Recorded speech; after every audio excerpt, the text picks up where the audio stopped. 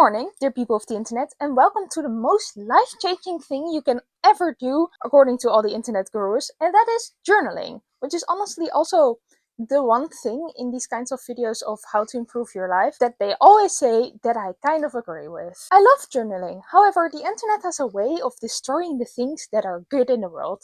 Especially right now, there are some things in the journaling community going on, and we need to learn how to get involved in journaling without getting involved in these internet things. So that's what we're going to do today. Before we get started though, I have this very delusional plan of this channel supporting me through college and beyond, and you can help me with that for free by subscribing and watching my videos if you like them.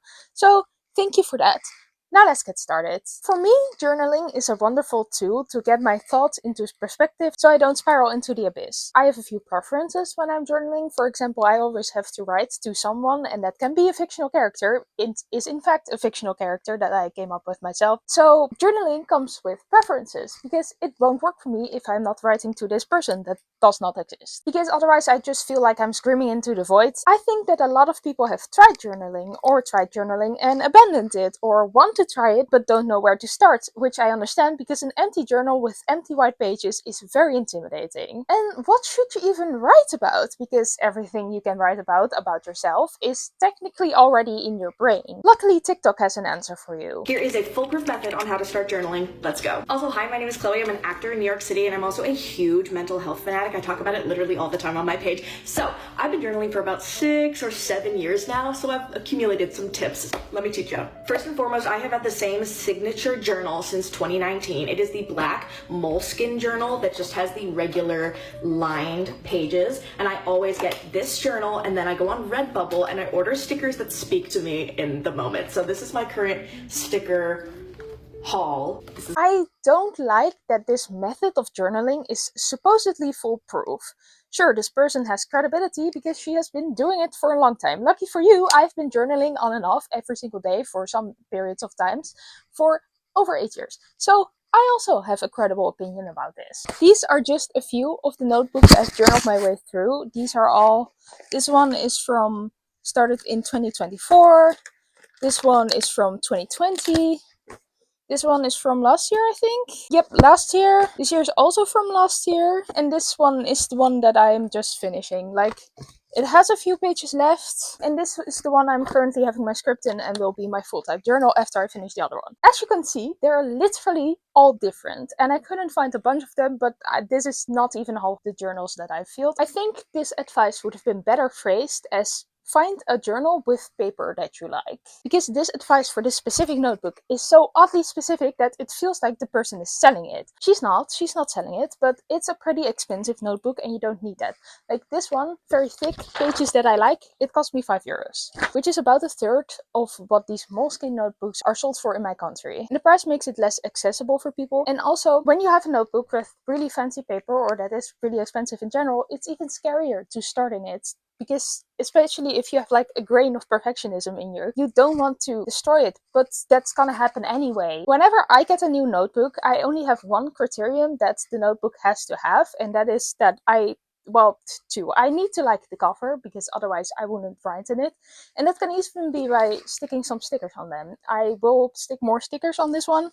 Or I really like this one because the paper inside has like this image on it really lightly. I like that, and it makes me open a notebook more. And my second criterion is that the paper weight has to be at least 80 grams per meters. I will put the American numbers up here in pounds, I believe, the American pounds. That's the paper thickness, and I write with a fountain pen, and I would like to not stick my fountain pen through the paper every single time. So that's the only two things that I pay attention to, and that lends me with a new type of notebook every single time, because otherwise I would become bored. The decorating advice is a great idea though, I think, because you can really change up how it looks and make it look more inviting for you to write in, which I find important, and I feel like a lot of people find that important. It's my favorite. Secondly, you need to make sure that you actually get pens that you like to write with. I have had these Flair pens for forever, and they don't make my hand hurt when I write with them. So get pens that don't make your hands hurt. This is also a great idea. However, I still don't know why the brand has to be mentioned in here. That's kind of weird. I personally like to write with a fountain pen because I have this thing where I often really squeeze my pen really hard and also push it on the paper really hard, and with a fountain pen I break the pen if I do that. So I literally cannot do that, which makes my wrists feel a lot nicer if I've been writing a lot. So that's why I write with a fountain pen. But it can be different for you, and it doesn't matter what pen you write with. Just find one that you like, and it doesn't have to be expensive too. Next, you're going to create a signature start and a signature end for your journal. You are going to start and end your journal entries the same every single time. Mine is Dear Journal with the date up at the top and then heart, Chloe. But you can do it a bunch of different ways. Here are a few other examples of some fun ways that I've done it before. I do this too, and as I said, it's really helpful to me. I don't know if it would work for everyone. I do know that not everyone does this and they can journal just fine, so it's worth trying, but you don't have to.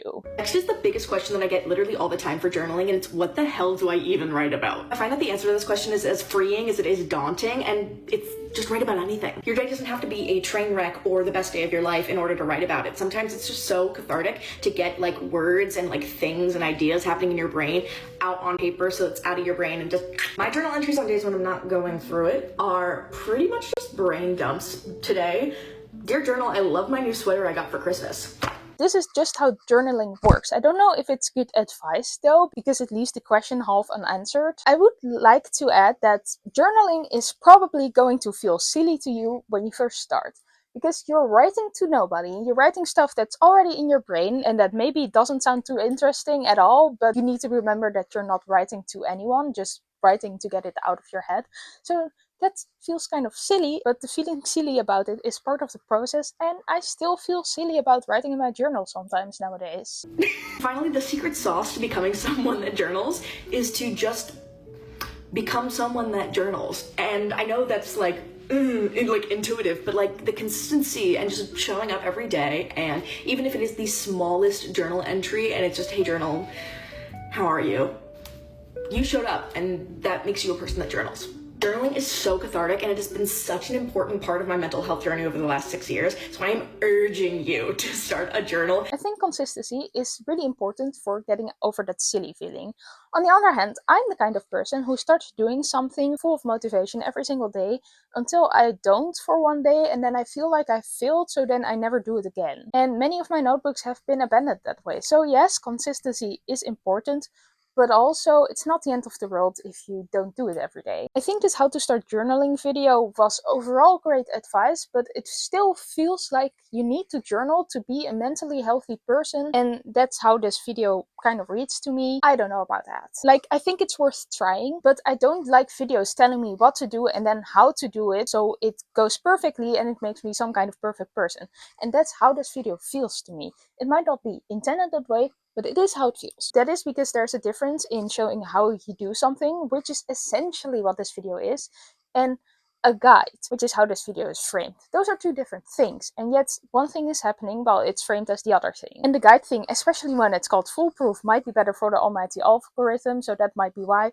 But that doesn't mean that I have to like it. On the other hand, that is just one of the many general problems I have with apps like these, and isn't necessarily a problem with this creator. The many likes and comments on this video show that there is an audience for this information. The question of how to journal is a popular question within online journaling spaces. The way the previous creator shows us to journal is by far not the only way to journal. I would argue that how to journal is a question that you have to answer yourself through experimenting, but the internet can be a nice source of inspiration, especially when you realize that journaling doesn't have to be just writing words onto paper. It can also be very visual, by junk journaling, for example, a thing that has been a trend for years with videos like these.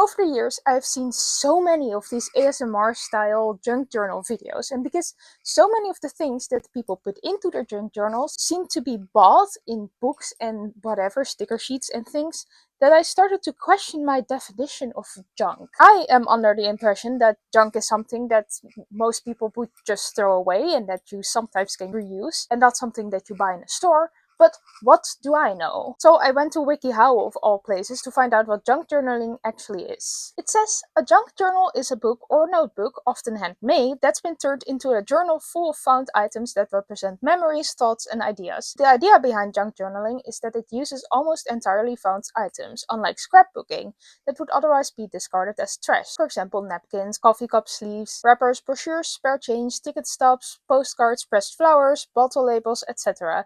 Instead of being thrown out, these pieces of junk are repurposed in the book and used to represent a certain memory, theme, or moment in time. So I was right, and to be fair, a lot of people that are showing off their junk journaling on the internet are actually doing this. Also by rage baiting, by the way, with this video, for example, that I found.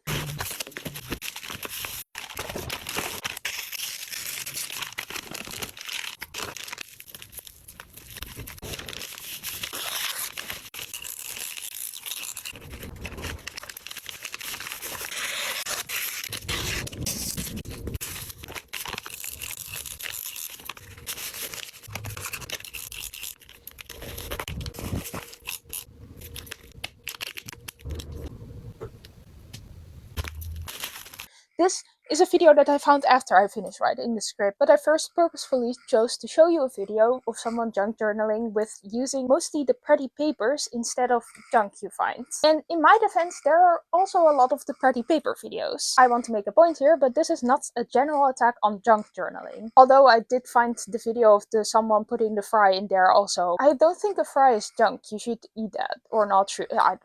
I don't know. Anyways, there is a word for gluing things onto paper to make it look nice, and it's called making a collage, or scrapbooking, as the WikiHow said. Junk journaling is a form of making a collage, but it's not that all collages are junk journal pages. And since junk journaling is a form of making collages with junk, it does matter which materials you're using to do that. This nitpicking language thing does matter, because the people showing off their junk journals on the internet, using the pretty papers and such, make it look very unrealistic to make with actual junk. Most junk you would accumulate on a day to make such a page won't look nice together, unless you are very skilled or you have a very lucky day. But if you're just junk journaling to process your day, it's not going to look very pretty most of the time. And that's fine, because that is actually what it's about, I think. I don't think it's a crime to put nice flourishes and nice papers and whatever in your junk journal pages. I think that's okay. But if it's just one receipt that is actual junk and the other things are just pretty papers, just like in the first video we saw about this, it's going into overconsumption territory, because you're recommending people to junk journal with things they bought. And this is not only just these ASMR type videos, it's also people recommending how to junk journal, such as this video. So a little birdie told me you were looking to start junk journaling in 2026, but you didn't know where to start.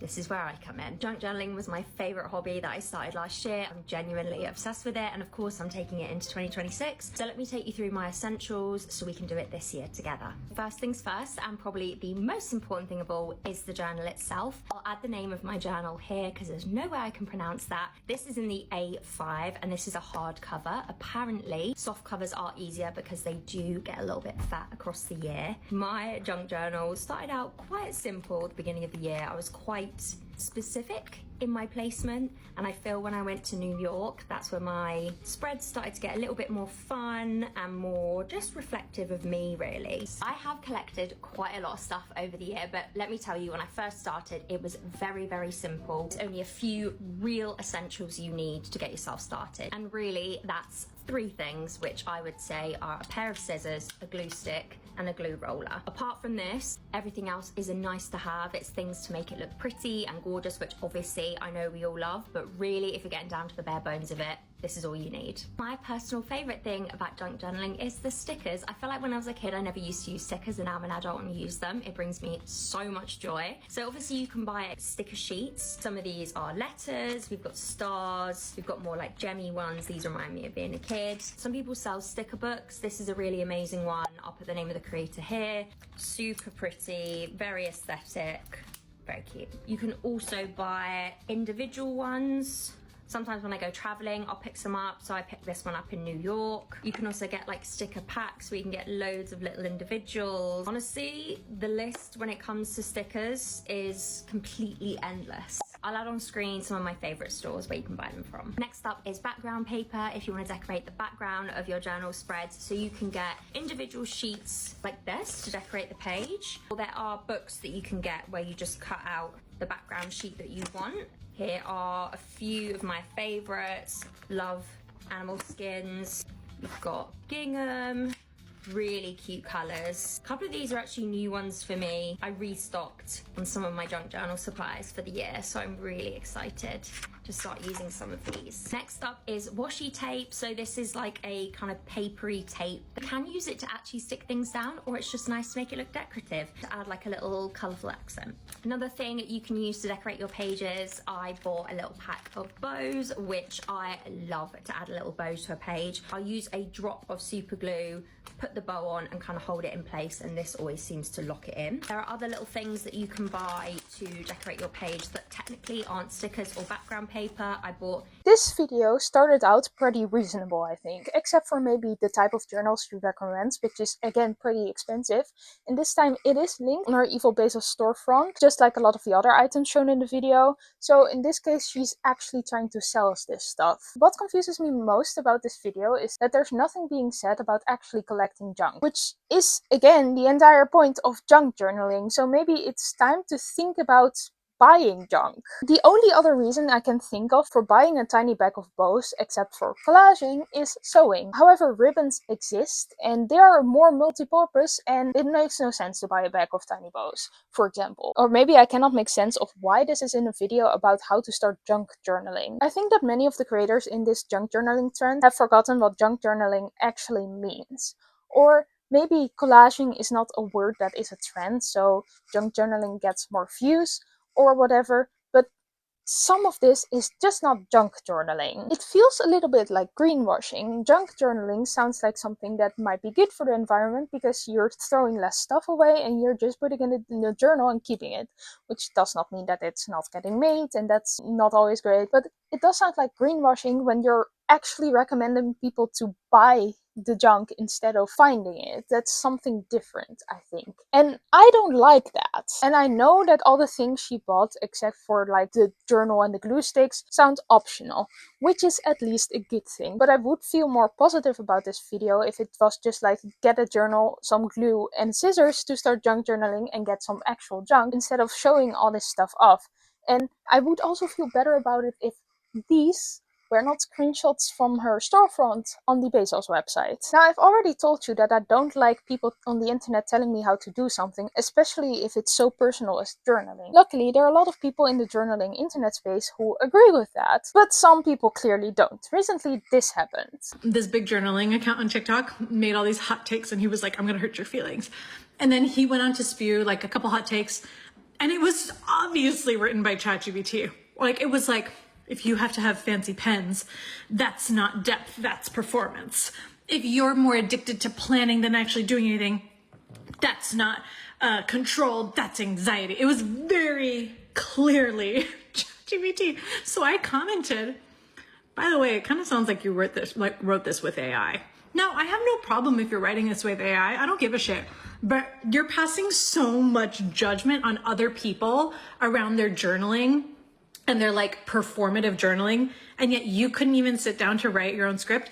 And he blocked me, which damn near confirms that I was right. Because if I was not right, if I had just commented, sounds like you wrote this with AI, by the way, you wouldn't give a shit. But obviously he did, and he blocked me. So that's the journaling drama today. Which is confusing, right? Can takes even be controversial if they are written by AI? Like, then the AI thing is controversial, but the AI doesn't have an opinion, and the person is just telling them, and maybe they agree. I'm overthinking this, but I don't think we should listen to rules made by a machine. I tried to find the video in question, and I couldn't find it, but I did find the creator of the video in question, and their videos are quite curious. In one video, he said this, for example. All you need to do is grab a pen and paper and just start writing. That's all you need to do. Sometimes people think too much into it. Oh, I've got to do this. I need this pen. I need this notebook. I need this journal. And then what happens is you never get to it. Grab a pen you love, grab a journal you think is pretty, and start writing. So that would mean that any paper and any pen would be fine to start journaling with, right? Wrong. Stop. If you journal or even want to journal, these are 3 things I wish I knew before I started journaling. And let me start strong. If you journal with a ballpoint pen by choice, I do not trust you. The first thing I wish I knew is that paper matters more than you think. When I first started journaling, I picked notebooks based on the cover alone. And then I discovered fountain pens. Tommy River saved my life, and cheap paper, it just destroyed it. So what did I learn? High quality paper changes your entire journaling experience. But now we absolutely need a fountain pen and thick paper journal. I can promise you that this €5 notebook can handle my fountain pen pretty nicely. See, this is the back of the gloss page that I wrote on. You can see that right there. You can see that there's written words on the other side of the paper, but it's not bleeding through or something. And this is not very expensive paper, as I said. So, disagreed. But anyways, this person also disagrees with themselves. And you'd think that this might be an ad, which it might be, but this guy talks about fountain pens in multiple videos, as if they are the only pen you're ever supposed to use in your life. And that's kind of weird. There are more cases in which his creator just contradicts himself. In one video, for example, he's giving us prompts of what to write in our journals. And in another video, he says that you absolutely don't need any prompts. Now, not needing prompts and never being able to use them are 2 different things, I know that. But the prompts were in a video about how to start journaling, which makes this slightly contradictory because that makes it sound like you need prompts to start journaling. And there are more of these kinds of cases on this page. Together with the not trusting people who use ballpoint pens to journal, I find this page kind of judgmental nonsense, because that sounds kind of judgmental. If you want to use a ballpoint pen to journal, please do.